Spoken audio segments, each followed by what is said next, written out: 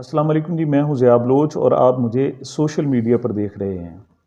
عمران خان صاحب کا long march جاری ہے۔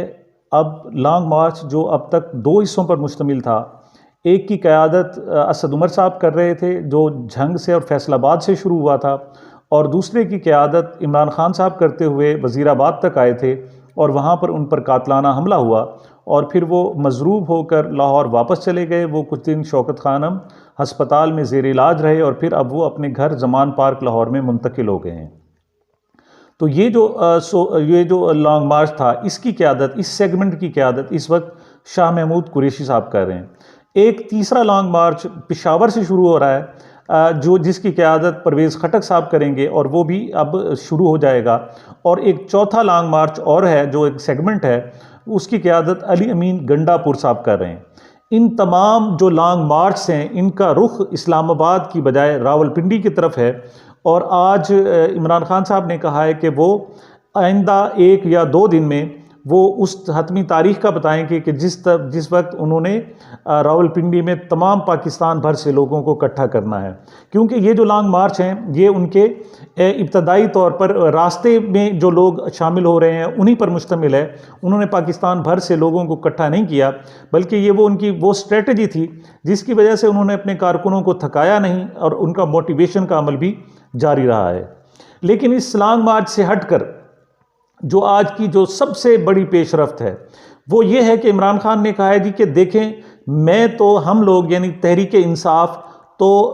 آرمی چیف کی تعیناتی کے معاملے سے پیچھے ہٹ گئے اور ہم دور بیٹھے ہوئے یہ سارا معاملہ دیکھ رہے ہیں۔ یہ پہلی مرتبہ ہے کہ عمران خان صاحب نے کسی بھی حوالے سے کہا ہو کہ وہ پیچھے ہٹ گئے ہیں، ورنہ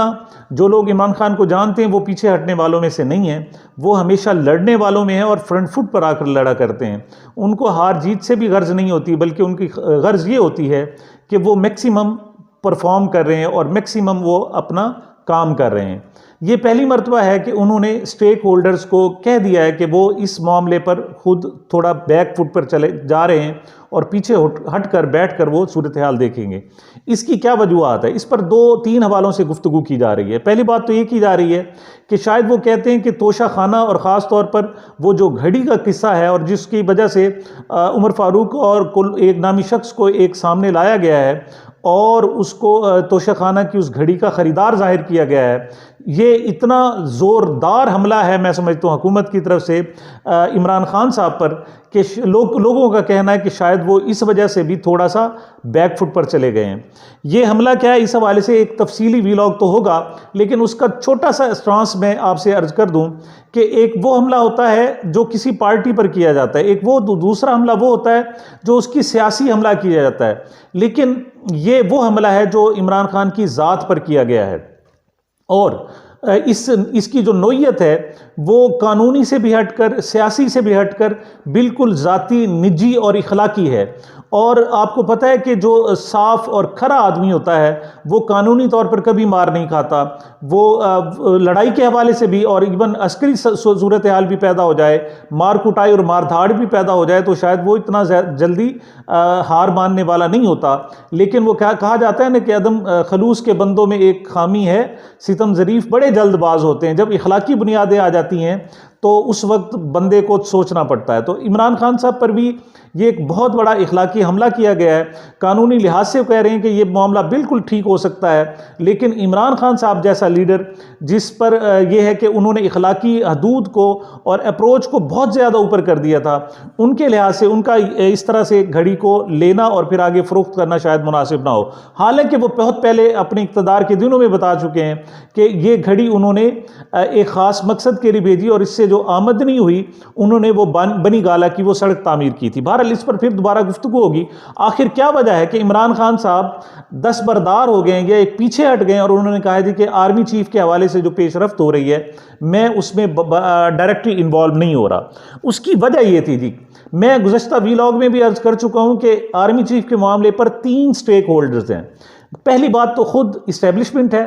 اور دوسرا حکومت ہے جسے شہباز شریف صاحب بظاہر اس کی قیادت کر رہے ہیں، لیکن اس کی بیک پر نہ صرف نواز شریف صاحب ہیں بلکہ آصف زرداری صاحب ہیں، مولانا فضل الرحمان صاحب ہیں، MQ موجود ہے، ANP ہے، اور دوسری بہت ساری قوتیں موجود ہیں، وہ سارے اس کھیل میں شامل ہیں اور شریک ہیں۔ بہرحال اس طریقے سے تین یہ کم از کم بنیادی سٹیک ہولڈرز ہو گئے۔ اچھا، کوشش یہ کی جا رہی تھی،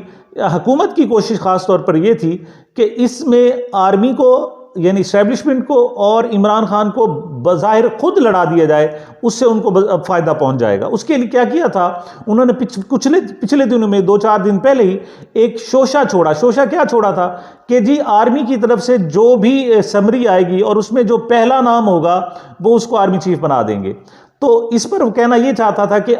بظاہر حکومت اپنے اسٹیک سے تھوڑا سا پیچھے ہٹ گئی تھی، اور اس نے کہا تھا جی کہ ہم نے یہ جو بال ہے ہم نے آرمی کی کورٹ میں ڈال دی۔ اچھا، اس پر یہ کہا جا رہا تھا کہ شاید اگر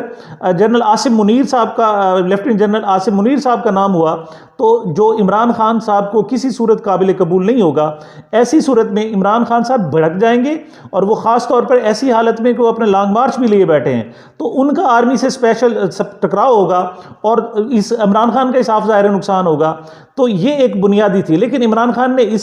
اس پتے کو بھی اور اس بال کو بھی بڑے محتاط انداز میں کھیلا اور بیٹ ہو گئے، اور لیکن آؤٹ نہیں ہوئے، لیکن وہ بیٹ ہو گئے۔ آؤٹ اس وجہ سے نہیں ہوئے کہ انہوں نے یہ نہیں کہا کہ میں لانگ مارچ لے کر واپس جا رہا ہوں، انہوں نے یہ نہیں کہا کہ میں اسلام آباد نہیں آ رہا، میں احتجاج نہیں کر رہا، نہیں، انہوں نے صرف بال کو چھوڑا ہے، انہوں نے یعنی آؤٹ نہیں ہوا۔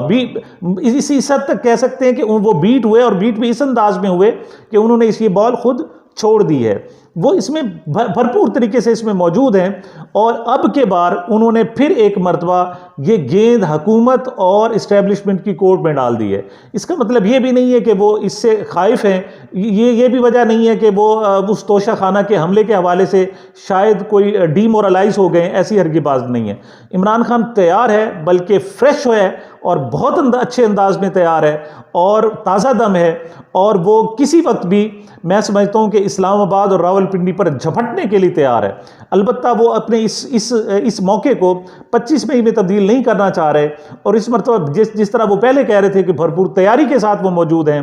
وہ دیکھتے ہیں کہ اس میں اسٹیبلشمنٹ اور حکومت کا کیا رول ہے۔ اب اس میں اگر قومی مفاد کے خلاف کوئی بات جا رہی ہوگی تو میں سمجھتا ہوں کہ عمران خان کسی صورت گھر بیٹھا نہیں رہے گا، چاہے اس کو گولیاں لگی ہوں، چاہے وہ بیمار ہو، چاہے کسی پوزیشن میں ہو۔ تو میں سمجھتا ہوں کہ عمران خان نے ایک بہت بڑی موو چلی ہے، اور گیند ایک مرتبہ پھر اسٹیبلشمنٹ کی کورٹ میں اور حکومت کی کورٹ میں ڈال دی ہے۔ وہ اس وقت تازہ دم ہوگا، اس پر پریشر کم ہوا ہے، اس کے ساتھیوں پر پریشر کم ہوا ہے، اور اگر یہ معاملہ قومی مفاد میں طے پا جاتا ہے تو عمران خان کو اس سے کوئی غرض نہیں ہوگی۔ اب حکومت کیا کرنے جا رہی ہے؟ حکومت جناب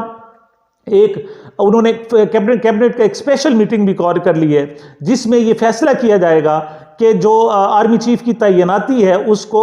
اپوائنٹمنٹ کی بجائے ری اپوائنٹمنٹ کی بجائے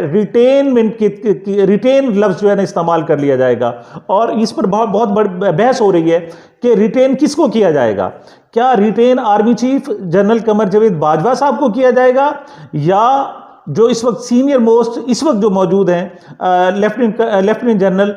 وہ عاصم منیر صاحب کو کیا جائے گا؟ بہرحال اس کا ایک دن میں چند گھنٹوں بعد ہی اس کا تقریباً فیصلہ آ جائے گا۔ میں سمجھتا ہوں کہ اس تمام صورتحال میں عمران خان نے جو رول پلے کیا ہے وہ بہت ہی وائز رول پلے کیا ہے، اور انہوں نے اپنی طاقت کو بھی بچایا ہے، اور بلا وجہ انہوں نے کسی ٹکراؤ سے بھی گریز کیا ہے۔ اب وہ کہتے ہیں کہ چلو جی تیل دیکھو اور تیل کی دھار دیکھو۔ بہرحال تمام کے تمام پتے اس وقت بھی عمران خان کے پاس موجود ہیں، لوگ ان کا موجود ہیں، لانگ مارچ ان کے موجود ہیں، گھوڑا بھی موجود ہے اور میدان بھی موجود ہے۔ وہ انتظار میں ہیں اور دیکھ رہے ہیں کہ آخر اونٹ کس کروٹ بیٹھتا ہے۔ مجھے اپنی دعاؤں میں یاد رکھیے گا، میں دوبارہ ملتے ہیں انشاءاللہ آپ کے ساتھ نئے موومنٹ کے ساتھ اور نئی جو پیش رفت سامنے آ رہی ہے اس کے ساتھ۔ تب تک مجھے اور میرے چینل کو اپنی محبتوں میں یاد رکھیے گا۔ بہت شکریہ۔